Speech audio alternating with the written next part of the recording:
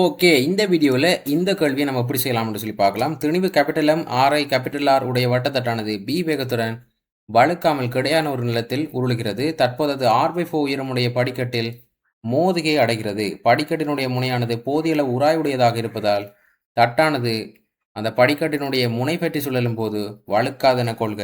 மோதுகைக்கு சற்று பின்னர் தட்டினுடைய ஏகபரிமாண வேகத்தினை, அதாவது தட்டினுடைய ஏகபரிமாண வேகம் என்று சொல்றது தட்டினுடைய திணிவு மையத்தில் காணப்படுகின்ற வேகத்தை வடிவாவதானிக்குது. தட்டினுடைய திணிவு மையத்தில் காணப்படுகின்ற வேகம்தான் தட்டினுடைய ஏகபரிமாண வேகம். இந்த தட்டினுடைய ஏகபரிமாண வேகத்தை V சார்பாக காண்க.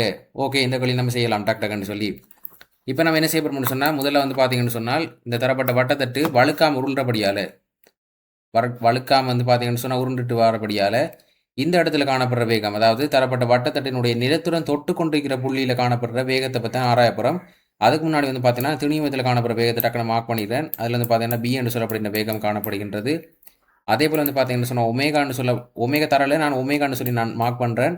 ஒமேகா நான் எடுக்கேன். ஒமேகான்னு சொல்லப்படுகின்ற கோண வேகத்தோட சுத்து என்று சொன்னால் இந்த புள்ளியில், இந்த நிலத்தை தொட்டு கொண்டிருக்கிற புள்ளியில் வந்து காணப்படுற வேகம் வந்து பார்த்தீங்கன்னா B சாய R ஒமேகான்னு சொல்லி காணப்பட போகின்றது. ஏனென்று சொன்னால் ஏகபரிமாண வேகம் B வந்து பார்த்தீங்கன்னு சொன்னால் வலப்பக்க திசையில் வந்து பார்த்தீங்கன்னா உங்களுக்கு வரப்போகின்றது.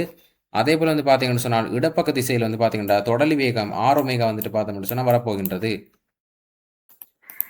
ஓகே, R ஒமேகா வந்து பார்த்தீங்கன்னு சொன்னால் இடத்திசையில் வரப்போகின்றது. நிலத்தினுடைய வேகம் 0.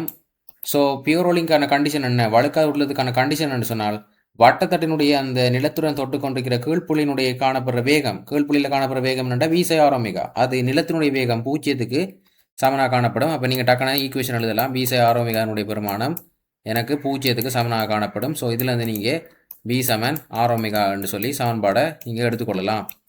ஓகே, அடுத்த படத்துக்கு போவோம். அடுத்தது படம் வந்து பார்த்தீங்கன்னு சொன்னால் மொத்த நடக்கிற படமாக இருக்க போகின்றது.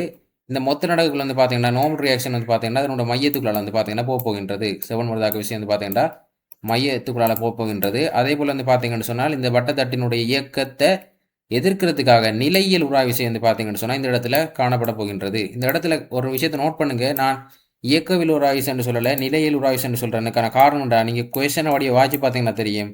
தரப்பட்ட வட்டத்தட்டினுடைய வழுக்கலை தடுக்கிறதுக்கு ஏற்றா போல் வந்து பார்த்தீங்கன்னா அதனுடைய முனை வந்துட்டு பார்த்தீங்கன்னா எஃபெக்டிவாக இருக்குது. ஸோ வந்து பார்த்தீங்கன்னா இதில் தாக்குற உராய்வு விசை நிலையில் உராய்வு விசையாக இருக்கும். இந்த ரெண்டு விஷயம் வந்து பார்த்தீங்கன்னு சொன்னால் மிக மிக குறைந்த நேரத்துக்கு தான் தொழிற்படும். அதாவது மிக மிக குறைந்த நேரம்னு சொன்னால் அந்த டெல்டா டி வந்து பார்த்தீங்கன்னு சொன்னால் 0க்கு அண்மித்த பெருமானமாக காணப்படும். கணத்தாக்கு நடக்கிற டைம் வந்து பார்த்தீங்கன்னா மிக மிக சிறிய நேரம்னு சொல்லி உங்கள் எல்லாருக்குமே தெரியும். அவ்வளவு சிறிய நேரத்துக்கு தான் இந்த நார்மல் ரியாக்ஷனும் அதே மாதிரி நிலையில் உராய்வு விஷயம் வந்து பார்த்தீங்கன்னா தொழிற்பட போகின்றது. அப்போ நீங்கள் வந்து பார்த்தீங்கன்னா இந்த அடிப்படை பாயிண்ட் எடுத்தீங்கன்னு சொன்னால், அடிப்படை பாயிண்ட் நம்ம ஏன்னு சொல்லி எடுத்தோம்டா, ஏ புள்ளி பற்றி இந்த நார்மல் ரியாக்ஷனுக்கு ஏற்படுத்தப்படுகின்ற திருப்பம் 0, இந்த நிலையில் உராய்வு விசைக்கு ஏற்படுத்தப்படுகின்ற திருப்பம் 0. அப்போ நம்ம ஏ புள்ளி பற்றி நம்ம சொல்லலாம் விளையுள் முறுக்கம் வந்து 0. ஸோ அதனால நான் கோணந்த காப்பு தத்துவத்தை பயன்படுத்தலாம். கோணந்த காப்பு தத்துவத்தை நான் என்ன செய்யலாம்னு சொன்னால் இந்த இடத்துல பயன்படுத்தி கொள்ளலாம் என்று சொல்லி வரப்போகின்றது. அதுக்கு முன்னாடி நான் இன்னொரு விஷயம் சொல்லிடுறேன்னு சொன்னால், இந்த தரப்பட்ட வட்ட தட்டுக்கு வந்து பார்த்தீங்கன்னா ஒரு திணிவு இருக்குது இல்லையா, வட்டத்தட்டுக்கு வந்து பார்த்தீங்கன்னா திணிவு இருக்குது. இந்த வட்டத்தட்டு லைட்டாக வந்து பார்த்தீங்கன்னா நிலத்தோட வந்துட்டு எலிமிட்டண்ட் வச்சா, நிலத்துலேருந்து கான்டாக்ட்லேருந்து எலிமிட்டண்ட் வச்சா அதுக்கு திணிவு வந்து பார்த்தீங்கன்னா தாக்க போகின்றது. இந்த திணிவு வந்து பார்த்தீங்கன்னா கட்டாயமாக தாக்க போகின்றது. அப்போ திணிவால் வந்து பார்த்தீங்கன்னா ஒரு முறுக்கம் வருந்தானே, ஏ பற்றி நம்ம எம்ஜிக்கு ஒரு திருப்பம் எடுத்த மண்டை விட வருந்தானே என்று சொல்லி கேட்டால், இந்த இடத்துல வந்து பார்த்தீங்கன்னு சொன்னால் நம்ம இந்த இடத்துல எதை பற்றி கதைக்கிறோம்னு சொன்னால் கோண கணத்தாக்கன்னு சொல்லப்படுற விஷயத்தை பற்றி தான் கதைக்க போகிறோம். கோண கணத்தாக்கத்தான் கதைக்க போகிறோம். அப்போ கோண கணத்தாக்கன்னு சொல்கிறது என்னென்னு சொன்னால் எம்ஜியால் ஏற்படுத்தப்படுகின்ற திருப்பம் தர அதுக்குரிய டெல்டா டி, அதுக்குரிய டைம் அறிக்க போகின்றது. அப்போ எம்ஜிக்கு வந்து பார்த்தீங்கன்னா ஒரு திருப்பத்துக்கு ஒரு பெருமானம் கட்டாயம் வரத்தான் போகின்றது. அதை நம்ம டெல்டா டீயால் பெருக்கிறபடியால், அந்த கணத்தாக்குக்கான எடுத்த நேரத்தால் பெருக்கிறபடியால் அந்த ஒட்டுமொத்தமான விடையும் வந்து பார்த்தீங்கன்னா 0க்கு சமனான ஒரு பெருமானமாக காணப்படுகின்றது. எனவே கோண கணத்தாக்கு வந்து பார்த்தீங்கன்னு சொன்னால் எங்களுக்கு எம்ஜியால் ஏற்படுத்தப்படுகின்ற கணத்தாக்கினுடைய பெருமானம் 0க்கு சமனாக காணப்படுகின்றது. Other point. அடுத்தது வந்து பார்த்தீங்கன்னு சொன்னால் இந்த எண்ணும் இந்த எஃப்எம் என்று சொல்லப்படுகின்ற விசைகளினுடைய பெருமானங்கள்னு சொல்கிறது எம்ஜியை விட வந்து பார்த்தீங்கன்னா மிகப்பெரிய பெருமானங்களாக காணப்படுகின்றது. ஏனென்று சொன்னால் அது மோதுகையால் வாரப்படியால் எண்ணினுடையதும் எஃப்னுடைய பெருமானங்கள் வந்து பார்த்தீங்கன்னா எம்ஜியை விட பெரிய பெருமானங்களாக காணப்படுகின்றது. அதனால வந்து பார்த்தீங்கன்னா வட்டத்தட்டினுடைய வேறு புள்ளிகள் பற்றி, உதாரணத்துக்கு நீங்கள் வந்து பார்த்தீங்கன்னா இந்த மையம் பற்றி நான் கோணந்த காப்பு தத்துவத்தை போட போகிறேன் என்று சொல்லி நீங்கள் யோசிச்சிங்கன்னு சொன்னால், மையம் என்று சொல்லப்படுகின்ற புள்ளியை பற்றி நான் கோணந்த காப்பு தத்துவத்தை போடலாம் தானே என்று சொல்லி நீங்கள் யோசிச்சிங்கன்னு சொன்னால் எம்ஜிக்கு வந்து பார்த்தீங்கன்னா திருப்பம் வராது, எண்ணுக்கு வந்து பார்த்தீங்கன்னா திருப்பம் வரப்போகிறது கிடையாது. ஆனால் எஃப்க்கு வந்து பார்த்தீங்கன்னா ஒரு திருப்பம் வருகின்றது. அப்போ நீங்கள் கோண கணத்தாக்க நீங்கள் எழுதி பார்த்தீங்கன்னு சொன்னால் எஃப் இன்டூ ஆர், அதாவது இந்த தரப்பட்ட தூரம் வந்து பார்த்தீங்கன்னா ஆர்ன்னு சொல்லி வரும். அது தர டெல்டா டின்னு சொல்லி வர போகின்றது. அப்போ டெல்டா டி வந்து பார்த்தீங்கன்னா பூஜ்ஜியத்துக்கு அண்மித்த பெருமானம் தானே, அப்படின்ற அதுக்கு பூஜ்ஜியத்துக்கு சமனான பெருமானம் வருமானு சொல்லி கேட்டால் இல்லை. ஏன்னு சொன்னால் எஃப்ன்னு சொல்லப்படுகின்ற பெருமானம் வந்து பார்த்தீங்கன்னா கணத்தாக்க, அதாவது மோதுகையால் உருவாக்கப்பட்ட பெருமானம் என்றபடியால் அது வந்து பார்த்தீங்கன்னா எம்ஜியை விட ரொம்ப பெரிய பெருமானம் காணப்படும். மிகவும் பெரிய பெருமானமாக காணப்படுறபடியால் அந்த இடத்துல அதை புறக்கணிக்க முடியாது. எஃப் ஆர் டெல்டா டி என்று சொல்லப்படுகிற பெருமானம் பூஜ்ஜியம் எல்லாம் வரப்போகிறது கிடையாது. அது கட்டாயமாக ஒரு வேல்யூ வரப்போகின்றது. அது இந்த தட்டினுடைய கோணம் வந்து பார்த்தீங்கன்னா மாற்றப் போகின்றது. அதாவது இந்த இடத்துல வந்து பார்த்தீங்கன்னு சொன்னால் எம்ஜியால் ஏற்படுத்தப்படுகின்ற விளைவை நாம் என்ன செய்யணும்னு சொன்னால் புறக்கணிக்கிறோம். அதுக்கான காரணம் என்னென்னு சொன்னால் நார்மல் ரியாக்ஷன் நம்ம எஃபினுடைய பெருமானங்கள் வந்து பார்த்தீங்கன்னா எம்ஜியை விட ரொம்ப பெரிய பெருமானங்களாக காணப்படும். ரெண்டாவது வந்து பார்த்தீங்கன்னு சொன்னால் கணத்தாக்கக்கூடிய நேரம் என்று சொல்கிறது பூஜ்ஜியத்துக்கு அண்மித்த பெருமானமாக காணப்படுறபடியால் எம்ஜியால் ஏற்படுத்தப்படுற கோண கணத்தாக்கினுடைய பெருமானம் பூஜ்ஜியத்துக்கு சமமான பெருமானமாக காணப்படும். ஸோ இந்த விஷயத்தை நீங்கள் மார்க் பண்ணிக்கொள்ளுங்க. ஏன் எம்ஜியால் வந்து பார்த்தீங்கன்னா எப்போ எஃபெக்டை வந்துட்டு இந்த இடத்துல புறக்கணிக்கணும்னு சொல்லி. அதர்வைஸ் வந்து பார்த்தீங்கன்னா நம்ம ஏ பற்றி நம்ம என்ன செய்யணும்னு சொன்னால் கோணவந்த காப்பு தத்துவத்தை பயன்படுத்த போகின்றோம். ஏ பற்றி வந்து பார்த்தீங்கன்னு சொன்னால் கோணவந்த காப்பு தத்துவத்தை பயன்படுத்த போகின்றோம். அப்போ முதலாவதாக ஆரம்பத்தை நம்ம எழுதிடலாம். ஆரம்பத்தை வந்து பார்த்தீங்கன்னு சொன்னால் ஏ என்று சொல்லப்படுகின்ற புள்ளி பற்றி கோணவந்த காப்பு தத்துவத்தை நான் என்ன செய்கிறேன்னு சொன்னால் யூஸ் பண்ணி கொள்கிறேன்.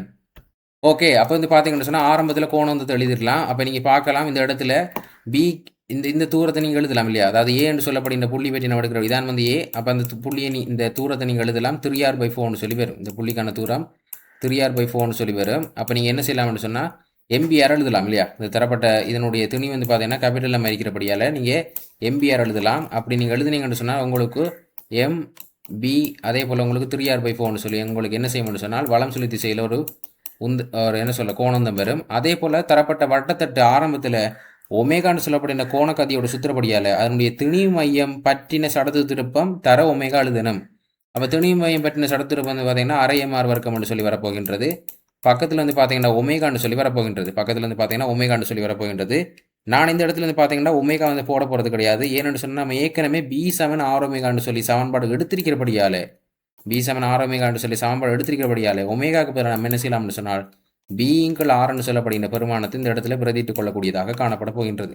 இதை நீங்கள் சுருக்கி எடுத்தீங்கன்னு சொன்னால் உங்களுக்கு 5/4 எம்பிஆர்னு சொல்லி காணப்படும். 5/4 எம்பிஆர்னு சொல்லி நீங்கள் என்ன செய்யலாம்னு சொன்னால் வலம் சொல்லி திசையில் காணப்படுகின்ற ஆரம்ப கோணந்தத்தை நீங்கள் என்ன செய்யலாம்னு சொன்னால் கண்டுபிடிக்கலாம். அடுத்தது நீங்கள் என்ன செய்யணும்னு சொன்னால் இந்த கடைசி படத்தை வந்து பார்த்தீங்கன்னா கணத்தாக்கு நடந்தா பிறகு வந்து பார்த்தீங்கன்னா என்ன நடக்க போகணும்னு சொன்னால் இந்த வட்டத்தட்டு இந்த படிக்கட்டினுடைய முனை பற்றி இந்த படிக்கட்டினுடைய அந்த முனையை பற்றி வந்து பார்த்தீங்கன்னா சுத்த போகின்றது. இந்த படிக்கட்டினுடைய முனையை பற்றி இது சுத்த போகின்றது. தெளிவாக கவனிக்கணும். எனவே நான் என்ன செய்யணும்னு சொன்னால் இந்த தரப்பட்ட முனை பற்றின சடத்து திருப்பத்தை நான் இந்த இடத்துல கண்டுபிடிக்க வேண்டும். இந்த முனை பற்றி வந்து பார்த்தீங்கன்னா ஒமேகா நோட் என்று சொல்லப்படுகின்ற கோணவேத்திர சுத்து என்று சொல்லி வச்சேன்னு சொன்னால் அந்த முனையை பற்றின சடத்து திருப்பத்தை கண்டுபிடிக்கணும். அது எப்படி வரும் என்று சொன்னால் அந்த வட்டத்தட்டினுடைய திணி மையம் தொடர்பான சடத்து திருப்பம் சக எம்டி வர்க்கம் என்று சொல்லி நம்ம எல்லாரும் படிச்சிருப்போம். எம்டி வர்க்கம் என்று சொல்லி வரப்போகின்றது. அப்போ திணி மையம் தொடர்பான சடத்து திருப்பம் வந்து பார்த்தீங்கன்னா அரை எம்ஆர் வர்க்கம் என்று சொல்லி வரப்போகின்றது. அரை எம்ஆர் வர்க்கம் என்று சொல்லி வரப்போகின்றது. எம்டி வர்க்கம் வந்து பார்த்தீங்கன்னு சொன்னால் எம்ஆர் வர்க்கம் என்று சொல்லி வரப்போகின்றது. எம்டி வர்க்கம் எம்ஆர் வர்க்கம் என்று சொல்லி வரப்போகின்றது. இந்த இடத்துல வந்து பார்த்தீங்கன்னா டி என்று சொல்கிறது. டி என்று சொல்கிறது என்னென்னு சொன்னால் இந்த வட்டத்தட்டினுடைய ஓவுக்கும் இந்த படிக்கட்டினுடைய முனை ஏக்குமான செங்குத்து தூரமாக காணப்பட போகின்றது. செங்குத்து தூரமாக உங்களுக்கு காணப்பட போகின்றது. அப்போ நீங்கள் சுருக்கி எடுத்தீங்கன்னா அரை எம்ஆர் வர்க்கத்தை எம்ஆர் வர்க்கத்தை நீங்கள் கூட்டி எடுத்தீங்கன்னு சொன்னால் உங்களுக்கு 3/2 எம்ஆர் வர்க்கம் என்ன செய்ய போகுதுன்னு சொன்னால் உங்களுக்கான விடை வரப்போகின்றது. அப்போ நீங்கள் அதை கொண்டு அப்ளை பண்ணலாம். ஸோ ஃபைனலை வந்து கண்டுபிடிப்போம். இறுதி கோணந்தத்தை வந்து பார்த்தீங்கன்னா ஏன்னு சொல்லப்படுகிற புள்ளியை பற்றி நம்ம கண்டுபிடிக்கலாம். கண்டுபிடிச்சிங்கன்னு சொன்னால் ஏ புள்ளி பற்றின சடத்து திருப்பம் தர ஒமேகா நோட்டு வந்து பார்த்தீங்கன்னா நீங்கள் எழுதினா ஓகே. அதை நம்ம இப்போ கண்டுபிடிச்சோம். 3/2 எம்ஆர் வர்க்கம்னு சொல்லி கண்டுபிடிச்சோம். அதே போல் வந்து பார்த்தீங்கன்னா ஒமேகா நோட். அப்போ நீங்கள் என்ன செய்யலாம்னு சொன்னால் இந்த சமன்பாடையும் இந்த 2வது சமன்பாடையும் இந்த 3வது சமன்பாடையும் நீங்கள் ஈக்குவேட் பண்ணிவிட்டீங்கன்னா சரி. என்னென்னு சொன்னால் ஏ புள்ளி பற்றி கோணந்தம் காப்படையும். அப்போ எல் இனிஷியலும் எல் ஃபைனல் எங்களுக்கு எப்படி இருக்கும்னு சொன்னால் சமனாக இருக்கும். ஸோ அது ரெண்டையும் வந்து நீங்கள் சுருக்கி எடுத்தீங்கன்னு சொன்னால் 5/4 எம்பிஆரையும் 5/4 எம்பிஆரையும் அதே போல் வந்து பார்த்தீங்கன்னு சொன்னால் எங்களுக்கு வலக்கை பக்கத்தில் 3/2 எம்ஆர் வர்க்கம் ஒமேகா அது ரெண்டையும் வந்து பார்த்தீங்கன்னு சொன்னால் ஒமேகா நோட்டுன்னு சொல்லி வரப்போகின்றது. அது ரெண்டையும் நீங்கள் சுருக்கி எடுத்தீங்கன்னு சொன்னால் ஆர் ஒமேகா நோட்டுக்கான பெருமானம் என்று சொல்கிறது உங்களுக்கு 5/6ன்னு சொல்லி வரப்போகின்றது. 5/6ன்னு சொல்லி வரப்போகின்றது. இதான் வந்து பார்த்தீங்கன்னு சொன்னால் உங்களோட ஏக பரிமாண வேகம் பி நோட்டாக இருக்க போகின்றது. இதை தான் வந்து பார்த்தீங்கன்னா உங்களை எக்ஸாமினர் கண்டுபிடிக்க சொன்னார் 5/6. அப்போ தரப்பட்ட ஆ, வட்டத்தட்டினுடைய ஏகபரிமாண வேகம் 5 பிங்களா ஆர்ன்னு சொல்லி வரும். இப்போ டவுட் வரும், எப்படி ஆர் ஒமேகா நாட் வந்து பார்த்தீங்கன்னா இதுக்கு சமனா வருகின்றது? அதாவது ஆர் ஒமேகா நாட் வந்து தான் எப்படி ஏகபரிமாண வேகத்துக்கு சமனா வருதுன்னு சொல்லி நீங்கள் கேட்டீங்கன்னு சொன்னால், இந்த இடத்துல வந்து பார்த்தீங்கன்னு சொன்னால், இந்த ஏ புள்ளி பற்றி சுத்திரப்படியால, ஏ என்று சொல்லப்படுகின்ற புள்ளி பற்றி சுத்திரப்படியால, இந்த ஏ என்று சொல்லப்படுகின்ற புள்ளிக்குள்ளால தான் வந்து பார்த்தீங்கன்னு சொன்னால், அந்த ஆக்சிஸ் வந்துட்டு போகின்றது. அந்த சுழலச்சு புள்ளி வந்து போகிறபடியால, நம்ம வந்து பார்த்தீங்கன்னு சொன்னால், நான் இப்போ ஓவில் இருக்கிற வேகத்தான் கண்டுபிடிக்கணும். ஏன்னு சொன்னால், ஏகபரிமாண வேகம் என்று சொல்வது திணிமயத்தில் காணப்படுற வேகமாக இருக்க போகின்றது. எனவே இந்த வேகத்தான் கண்டுபிடிக்கணும்னு சொன்னால், இந்த வேகத்துக்கான சமன்பாடு ஆர் ஒமேகா. அதாவது இந்த இதுக்கான தூரம் வந்து பார்த்தீங்கன்னு சொன்னால், அவங்க எல்லாருக்குமே தெரியும் ஆர்ன்னு சொல்லி வரப்போகின்றது. So R omega naught. அப்போ ஏகபரிமாண வேகம் என்று சொன்னால் திணிமயத்தில் காணப்படுற வேகம் என்று சொன்னபடியால் அதனுடைய விடை எனக்கு ஆர் ஒமேகா நாட் என்று சொல்லி வரப்போகின்றது. ஏனென்று சொன்னால், ஏ என்று சொல்லப்படுகின்ற அந்த புள்ளி வந்து பார்த்தீங்கன்னா ஓய்வில் காணப்படுகின்றது. ஏ என்று சொல்லப்படுகின்ற அந்த புள்ளி வந்து பார்த்தீங்கன்னா ஓய்வில் காணப்படுகின்றது. அது ஒரு சுழலச்சி புள்ளி இந்த இடத்துல தொலைப்படுகின்றது. எனவே ஓவில் காணப்படுற வேகத்தை கட்டும்டா ஆர் ஒமேகான்னு சொல்லி நான் போடலாம். அப்போ ஆர் ஒமேகா நாட் தான் வந்து பார்த்தீங்கன்னு சொன்னால் எக்ஸாமில் கண்டுபிடிக்க சொன்னார். திணிமயத்தில் காணப்படுற வேகம் தான் ஏகபரிமாண வேகமாக இருக்க போகின்றது.